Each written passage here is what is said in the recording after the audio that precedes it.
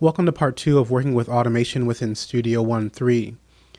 In this part, we are going to cover recording automation live. We looked at adding envelope points in part 1 and some basic editing. So here we're going to look at recording our automation live in a couple of different ways, actually about 3 ways I think. And then we're going to go into some deeper editing of our envelopes and envelope points. So let's go ahead and get started with this. I'm going to come to my stereo audio track and select that. I'm going to press A so we can show our automation. And the first thing that I want to make note of is that if you take a look up here, auto off, this is going to be set by default.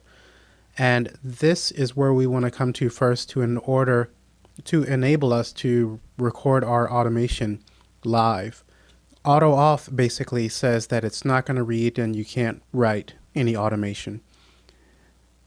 Now keep in mind that this auto off, if we did have automation in this envelope, we can have this to auto off and it's not going to play it back. We could also just click the power button there as well.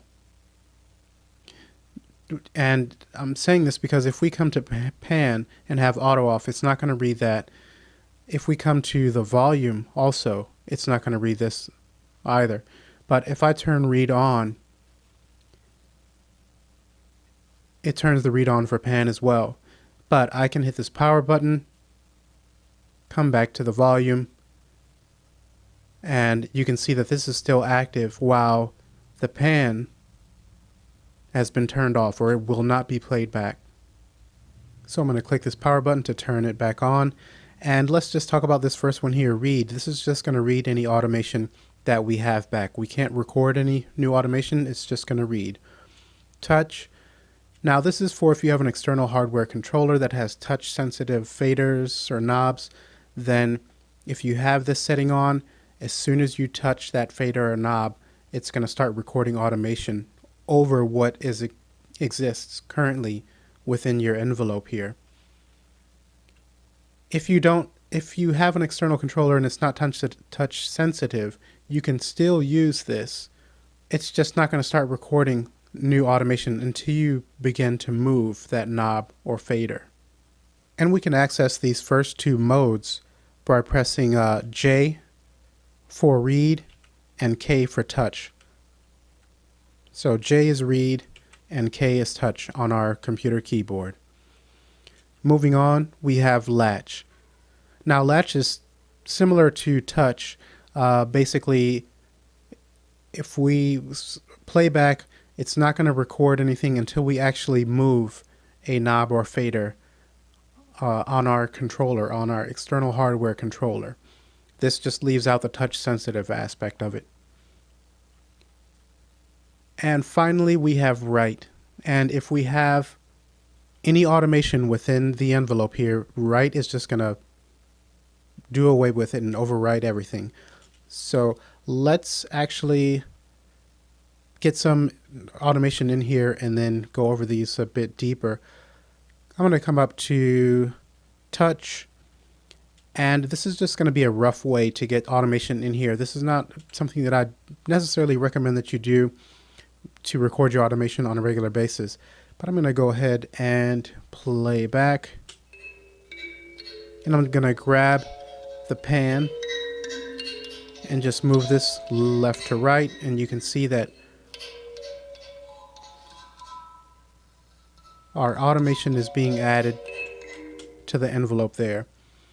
And just all I did was play back. I didn't have to hit record for this. That's essentially what these are for.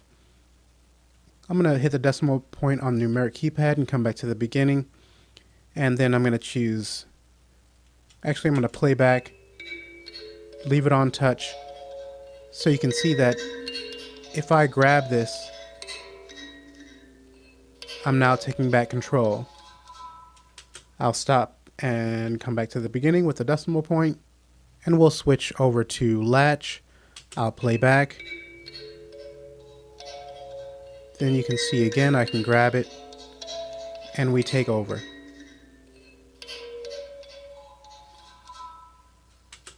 And just remember, again, these will typically be used with an external controller versus grabbing this with your mouse here. Although, if you don't have an external controller, this is a rough way that you can get this done. My main purpose is so that you can see how these function. And the last one here, right, whoops, I'm in the wrong section. Right is just going to overwrite whatever you have here.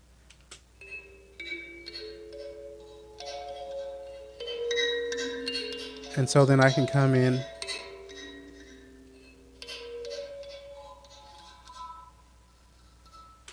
and grab that and then add it in that way.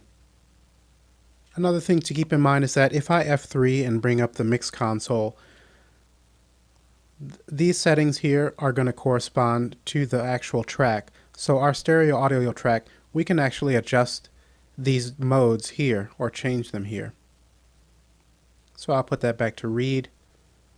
And we could even use the fader here versus using what I was using and accomplish the same thing.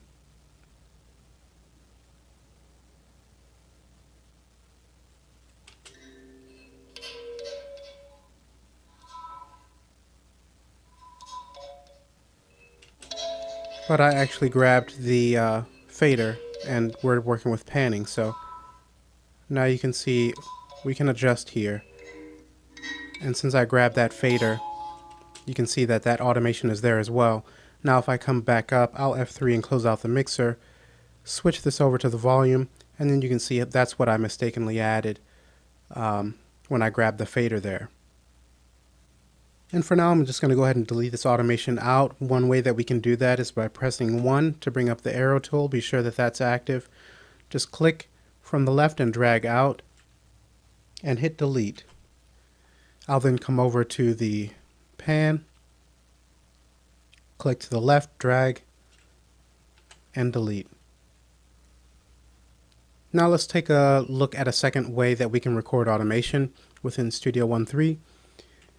For this example, we're going to take a look at recording automation on an instrument. And here I've got a track with a presence attached to it. And if I press A on my keyboard to show our recording controls here, this is armed for recording. And I'm going to press A again and come back. You can see we have display off with the instrument tracks. If you watch part 1, you'll know that these don't come with any parameters automatically assigned to them. Unlike the audio tracks, which already have volume and pan. But as long as this is armed for recording, once we start recording with our instrument, as long as we have the mode selected as one that will read our movements as we're adjusting the parameter, it's going to record it into the part here, or MIDI event. We can come in and add a track envelope below, but with a lot of the parameters that we adjust for MIDI, we want to have it included within this part. So then if we export this out and we've been using sustain or aftertouch, then that information is going to be included within this MIDI part that we're exporting out. So now I'll go ahead and bring up that presence. And let's just play back to hear how this sounds before we add our automation.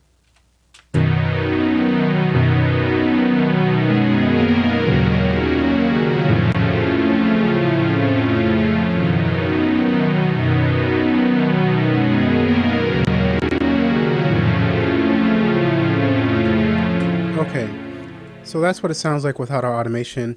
I just was adjusting the attack there a bit, but that we weren't recording that, because I started playback with the spacebar. But now that we return to the beginning of the track, with the decimal point on the numeric keypad, I'm going to use the asterisk to start recording, and then I'm going to adjust the cutoff frequency.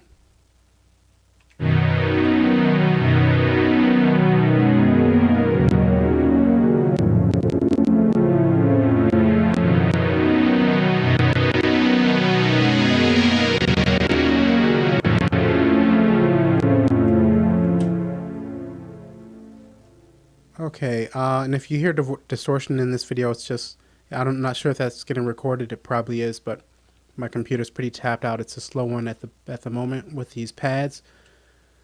So now we can see after recording and moving this parameter for the cutoff, we have a little dot here indicating that there's an envelope with automation for this parameter. So if I close out, or actually I'll return to the beginning, playback, and we can see this parameter adjusting. If I close that down, you can see an outline of our automation there. Now if we want to come in and edit that, then, you know, as I was saying with these instrument parts, when we're recording with record on, that automation is going to get recorded within this part. So we can't click down here and access it on an envelope track. What we need to do is double click on that part, and then we can see that cutoff has been added down here. So we select this tab for cutoff. I'm going to go ahead and pull this up a bit. I don't have much real estate here on this laptop. It's only 1366 by 7 something resolution. So this would probably look larger if you're using a desktop or, 22-inch monitor or whatever. But here we have our automation that we just added, and we can edit it just the same as we would in the arrange view within a envelope track. So I could come in and select envelope points and delete, move around, and the snap to grid is on. So if I were to turn that off, then I can move that freely around. But we're going to get more into the editing in just a second here. Now I want to go over the very last way for recording this on automation, and it's essentially the same, but at this time what we really want to do is have our external controller control this cutoff. So if I go ahead and move this cutoff, being sure that it shows up here in this first display, now the second area is going to show the last fader or dial that we're tweaking on our attached device. So mine is K2. It's the second knob on the MPK Mini. You can see that this numeric display is adjusting as I turn it. So first select the parameter, and then we want to click and then move the fader and knob on your device. Then we click this arrow to attach them. And now when I turn my second knob, I can adjust that cutoff. So if I start back over from the beginning, and then we hit the asterisk and record.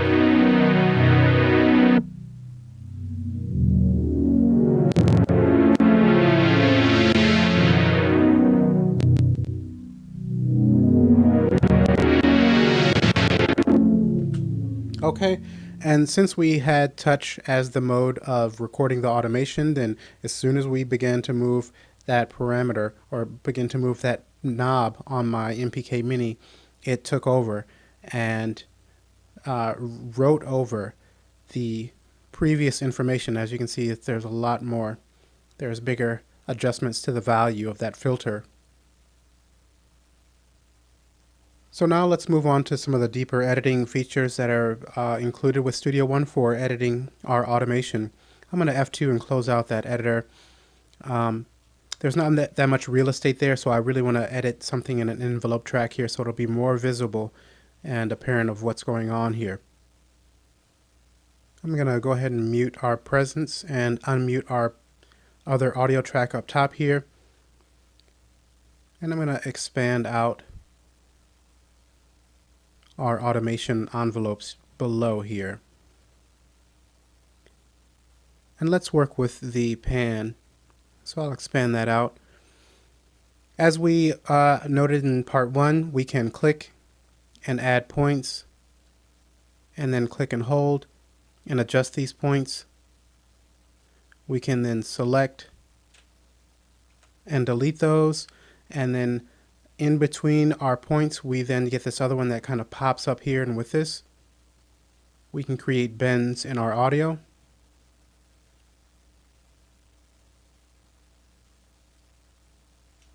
Now if I create a few other points here, you can see that we can select however many envelope points as we like. As long as we have the arrow tool selected, we can click and drag, and I'll select these first ones here, leaving off that last one. And I could actually grab this and move all of them, and it's going to push that last one that I didn't select back.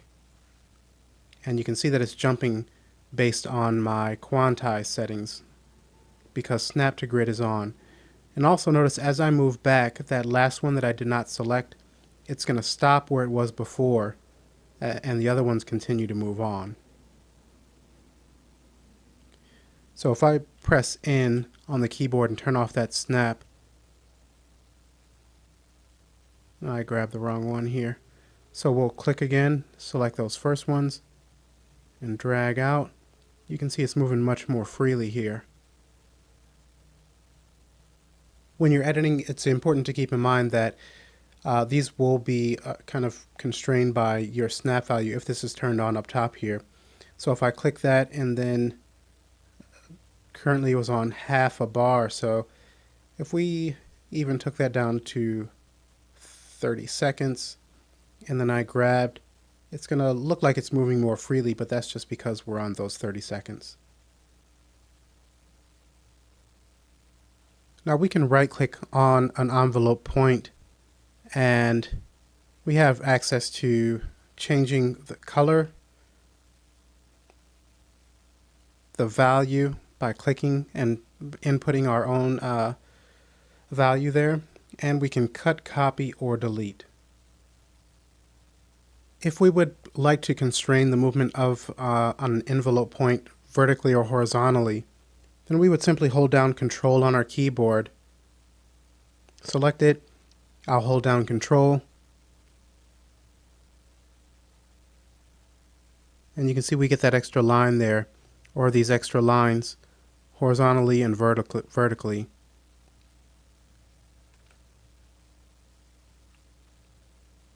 And it's then constrained. If we would like to adjust the value of a point, we can actually hold down Alt, and then with our mouse wheel scroll up and down.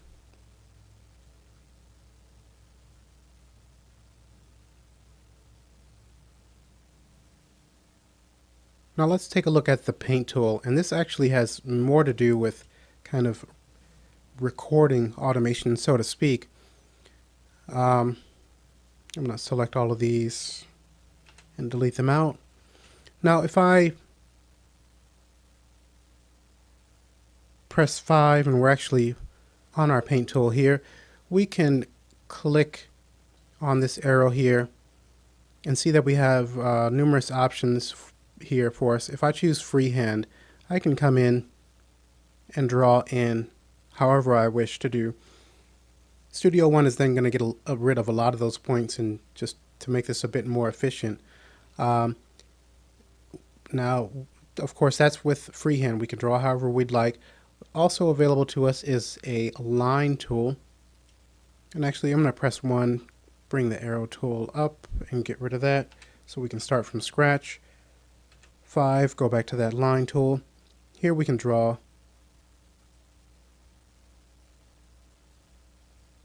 perfect lines here within our envelope.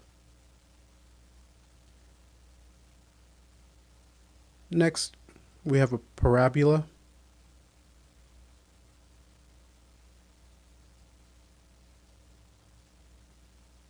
So we can create curved.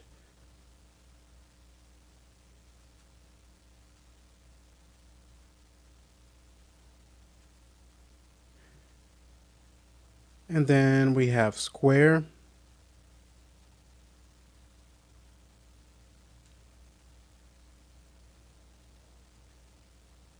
And keep in mind that with square and a few other of these, whatever you have your quantize value set up for, it's going to create the squares or the sine waves. This affects the square, triangle, saw, and sine. and we have ours on 30 seconds. If I were to then put this down to half, let's take a look at that. You can see that we've got larger there. Let's try out a whole bar.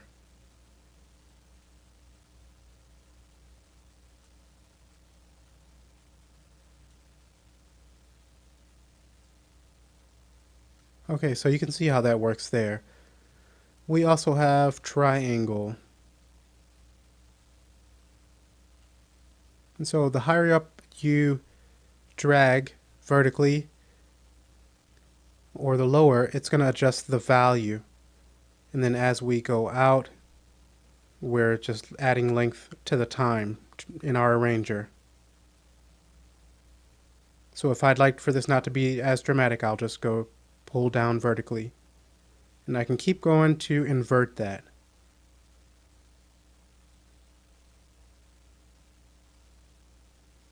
What else have we got here? The saw.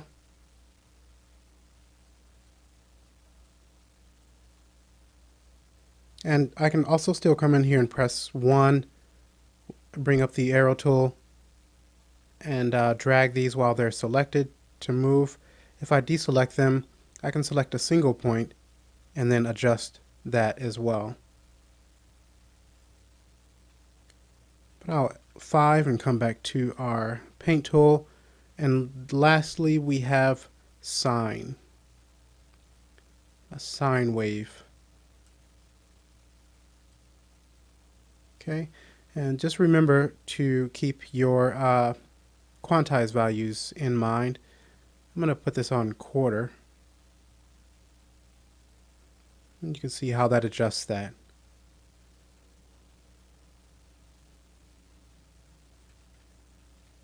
Now we also have the transform tool in here, down at the very bottom. And with this we can come in, select that, and then let's just go ahead and select all of this.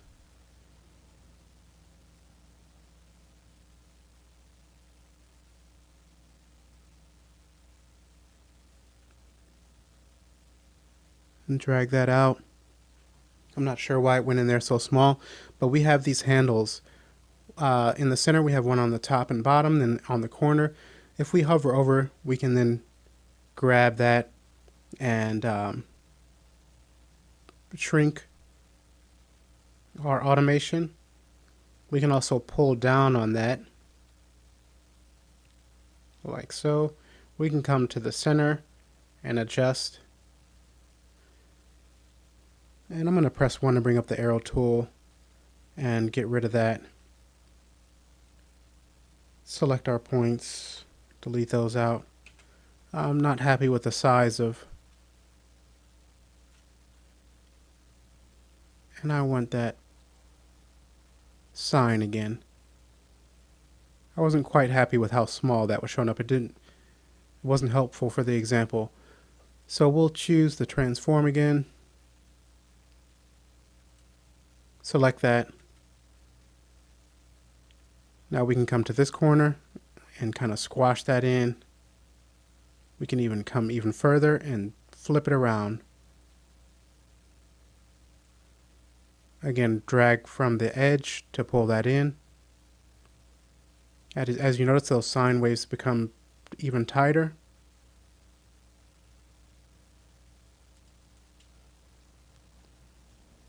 And so this is a useful tool just to do some experimenting with and seeing what it sounds like after you've